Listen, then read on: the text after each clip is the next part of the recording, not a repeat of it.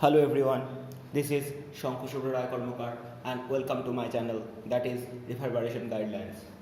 So this is the third video on current electricity belongs to CBSE and ICSE class 10 and আজকে আমরা mainly পড়ব Ohm's law and the implementation of resistance.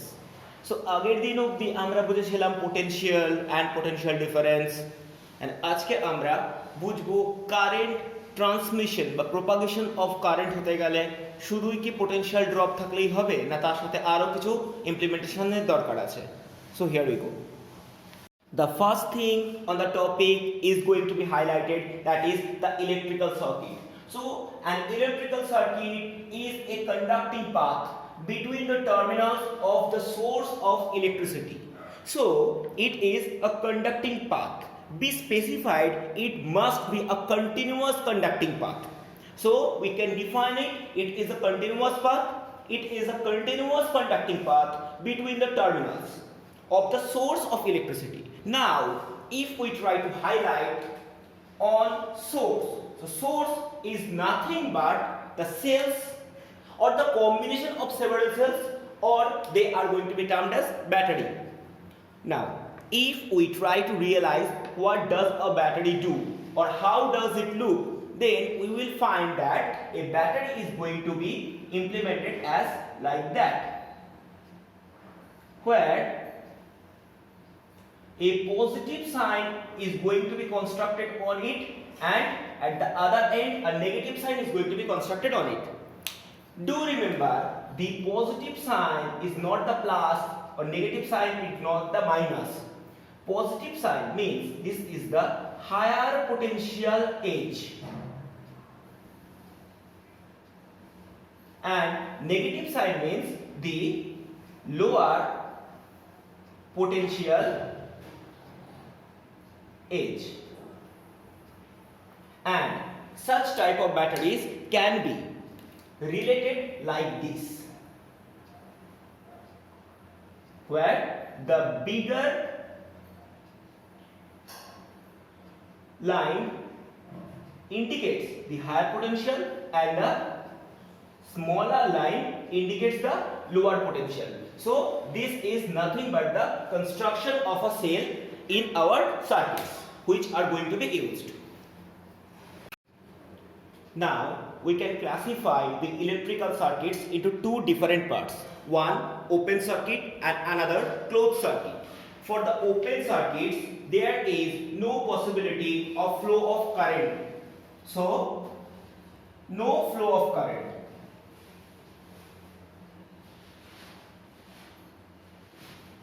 But for closed circuits the flow of current takes place continuously.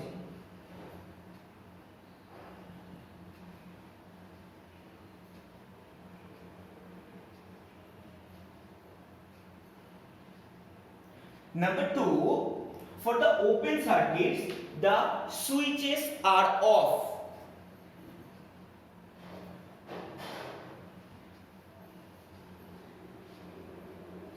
But for the closed circuits the switches are turned on.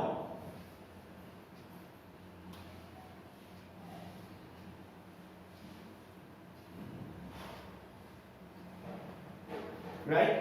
So these are the main differences between the open circuit and the closed circuit. For an open circuit there is no possibility of direct transmission of current, but for the closed circuits the flow of current takes place.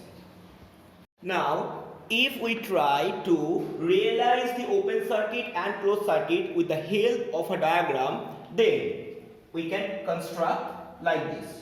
So this is my battery and as we know this is the bigger edge, so this will be the higher potential and this will be the lower potential, and this is my transmitting or connecting wire.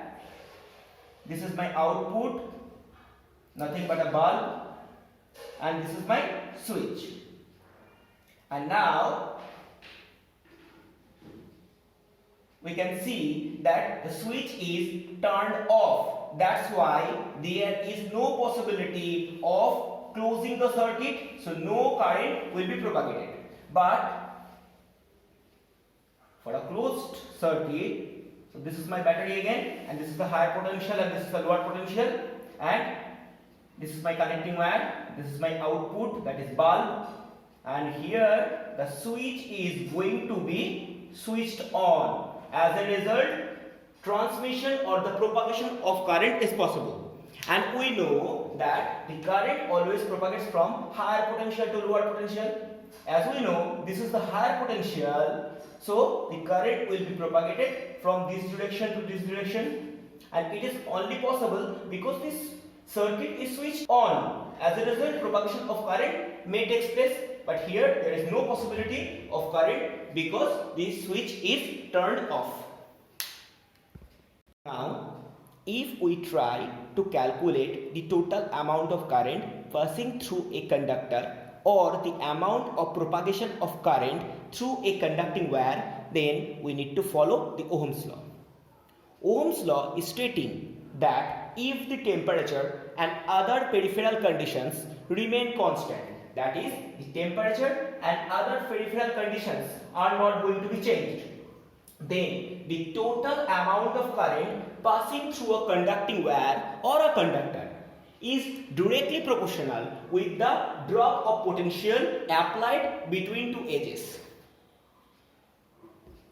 Imagine a current conducting wire of length L. So this is my current conducting wire that must have a length of L. Now it has two terminals, one A, another B, and we are thinking that the potential of A be VA and the potential of B be VB, and we are thinking that the potential of A, that is VA, is greater than the potential of B, that is VB. So A has the higher potential and B has the lower potential. Now, as it is a continuous source or a circuit, then we can easily think that the drop of potential,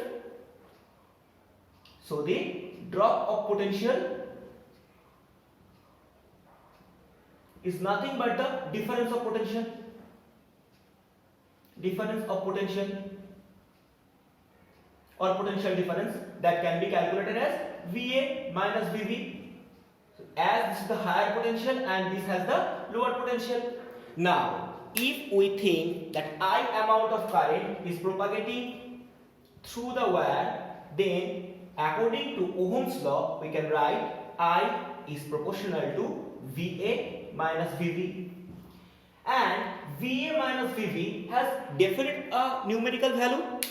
So if we think that VA minus VB can be written as V, so we can write is I proportional to V, as VA minus VB has been written as V. So now if we try to eliminate the proportional sign, then we need to implement a variation constant, and here the variation constant can be written as 1 by R, where 1 by R is the variation constant, and R is known as the resistance of the conducting wire. So this is the implementation of resistance. We have just realized the concept of resistance. That is, from Ohm's law, we can write I equal to V by R. So if we need to know about R, then we can write R equal to V by I. So if we need to know the unit, then R can be written as V by I, and we know V is nothing but volt and I is nothing but ampere. So the volt per ampere is going to be implemented as Ohm. So this is the sign. And resistance is nothing but the intrinsic type property of a material. That is, R may be implemented with the help of V by I, but it does not depend on voltage applied between two edges or the current passing through it. But R is the main functional property to regulate the current. If the resistance of an object is extremely high, then the current passing through the object will be very much low. So this is the intrinsic type property, that is the inbuilt property. Now, if we try to realize the actual logic behind the resistance, then we can easily say that for a conductor there are various free electrons, and free electrons are nothing but the outermost shell electrons or the valence electrons of the metals. As a result, they propagate in random direction inside the current conducting wire when there is no potential is applied. So as a result, they collide with each other and there is no amount of current that is observed. That means the net displacement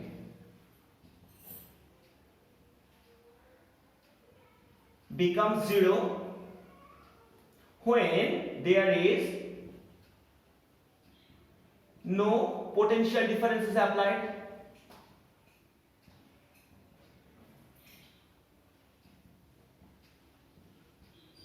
Because the spontaneous and random movement of electrons ultimately results the net displacement as zero. But if we apply an external potential difference, that is, if we apply a positive terminal in one end and a negative terminal in other one, that means a higher potential, this is going to be instructed by VA and this will be VB, and now VA will be greater than VB. So it has the higher potential and it has the lower potential. And we know from the electronic convention of current electricity, the electrons propagate from lower potential to higher potential. So now the electrons start propagating in this direction. So this is the electrons propagation direction.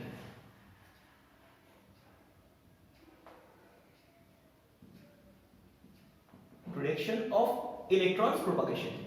And if the electrons starts propagating in this direction, the conventional current is going to be generated from higher potential to lower potential. So this is the conventional direction of current. But due to the propagation of electrons, they used to face several collisions between them, and these are the random collisions and spontaneous collisions. As a result, the free flow movement of the electrons are going to be compressed. They cannot able to move properly and freely. As a result, they generate some amount of heat, and the heat which is going to be generated due to their successive collisions results the resistance, and this is the basic logic of the generation of resistance. Due to the presence of resistance, the materials can be classified into several parts. 1. Conductors. So conductors are basically the metals.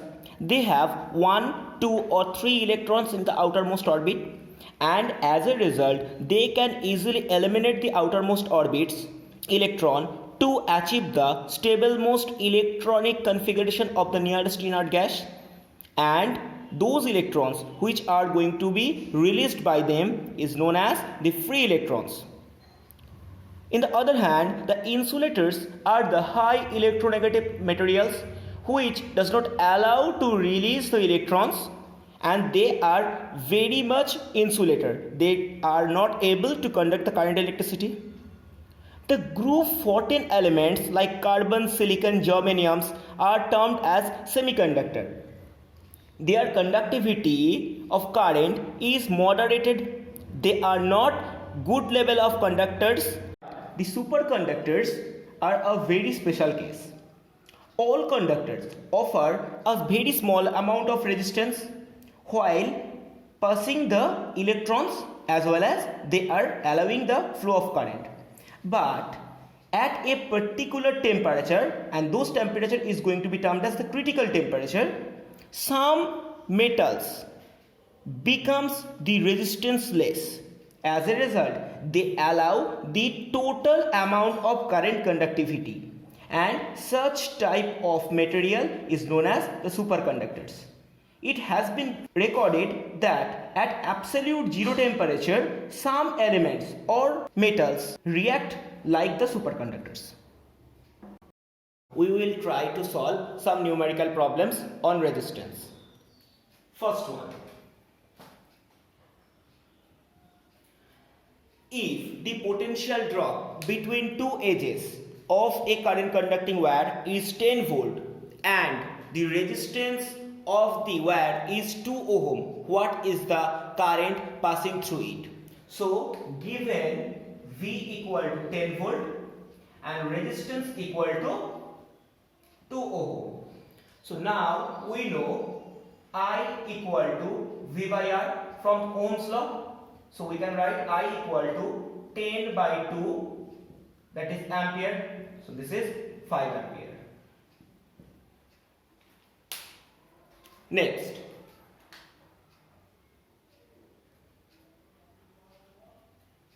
if the current passing through a current conducting wire is 3 ampere and the potential drop between two edges is 6 volt, what is the resistance? So given that potential drop between two edges is 6 volt and current passing through it is 3 ampere. So from Ohm's law we know I equal to V by R, and that can be written as R into I equal to V, or that is R equal to V by I. So V equal to 6 volt and I equal to 3 ampere. So this is 2 ohm. And the third example, the resistance of a wire is given as 6 ohm. So resistance has been given as 6 ohm. If it is allowing a current of 0.5 ampere, so I has been given as 0.5 ampere. What is the potential applied between two edges? So we know from Ohm's law V equal to IR, that is written as I equal to V by R, all are same. So V equal to 6 into 0.5, that is 3 volt.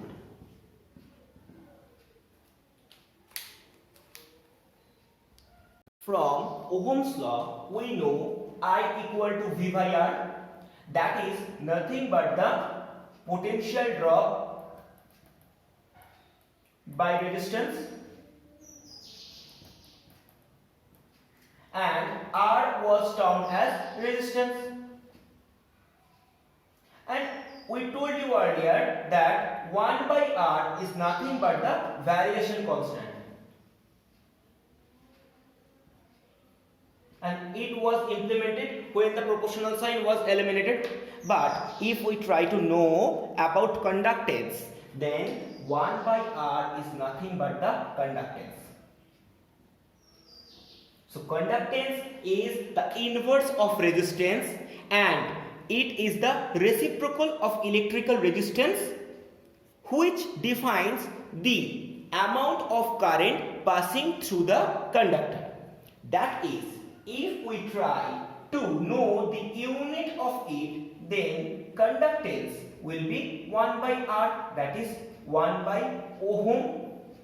And it is very interesting that as this is the inverse or reciprocal, so this will be MHO or mho, that is the inverse direction of OHM, and this is the unit of conductance. So conductance is the reciprocal of electrical resistances.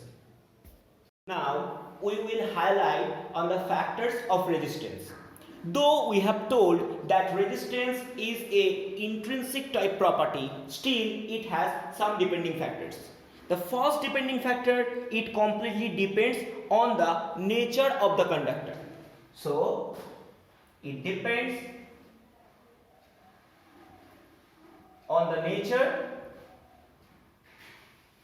of the conductor. That means if all the peripheral conditions, length, cross-sectional area, same, and if we take two different rods, one is made by iron and another is made by gold, then both will not have the same type of resistance because one is made by iron and another is made by gold. So this is the depending factor on the nature of the conductors.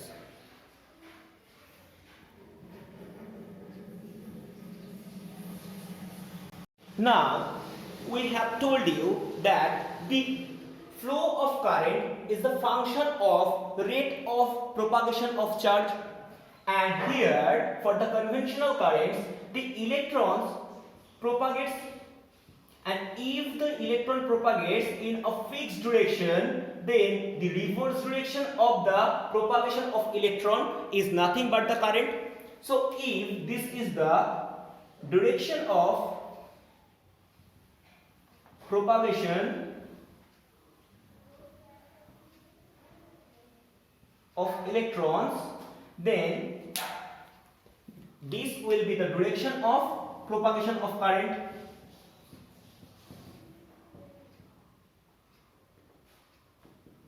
As a result, we have told you that the electrons made themselves engage in several type of successive collisions.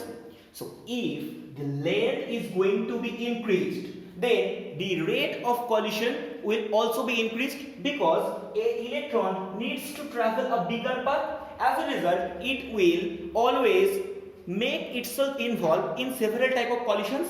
So if the length of the wire is going to be increased, then the resistance will be increased.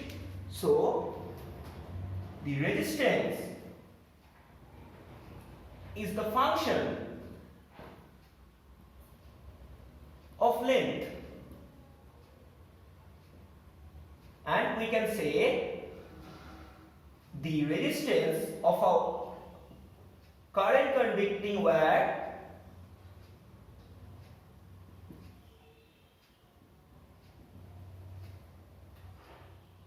is directly proportional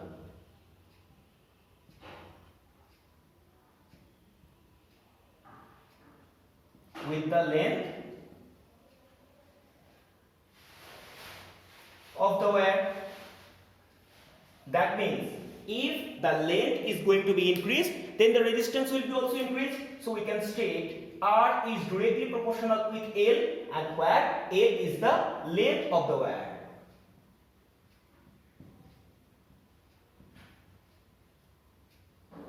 Clear?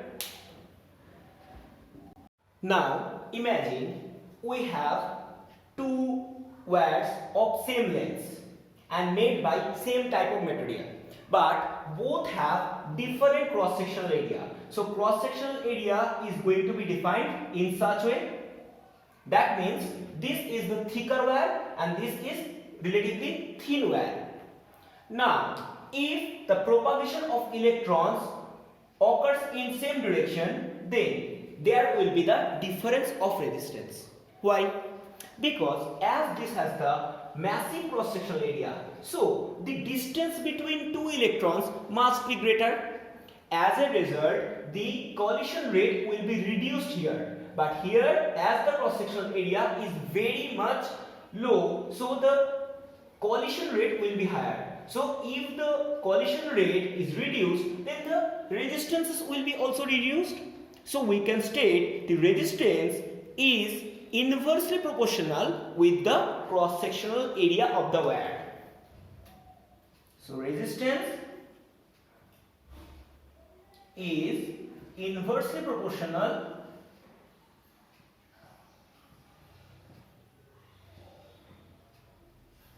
with the cross sectional area. of the wire. That is, R can be written as 1 by A, where A is nothing but the cross-sectional area. As a result, combining both three laws, we can write R proportional to L into 1 by A from the law of variation. So, if we eliminate the proportional sign, then we must implement a constant, and the variation constant is rho, where rho is known as the resistivity, which is nothing but a function which depends only on the nature of the conductor.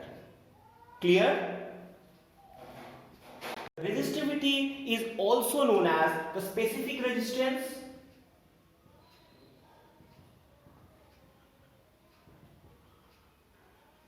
If length becomes 1 meter and area becomes 1 meter square, that is unit length and unit area, then rho can be written as R into A by L, and we know R has the unit of ohm, area is the meter square and length is the meter, so rho has the unit of ohm meter. And the reciprocal of specific resistance or the resistivity is 1 by rho, that is going to be written as K, that has the unit of 1 by rho m, and this is the conductivity.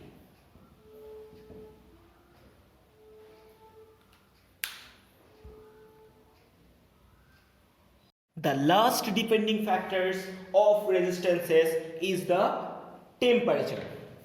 But it is a very important topic for metals. If the temperature increases, then resistance will be increased. So for metals, if temperature increases,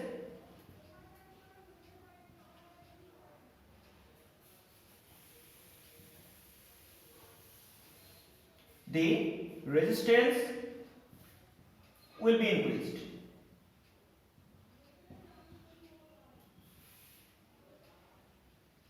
But for the semiconductors, if the temperature increases, then the resistance will be reduced. But unfortunately, we don't have the scope to prove it. But remember, for metals, if the temperature increases, the resistance will be increased. For the superconductors, the resistivity becomes 0 and the conductivity becomes extremely high. As a result, they can conduct the total current and offers no resistance. So, such type of phenomena is known as the superconductivity. End of the session. Stay home, stay safe.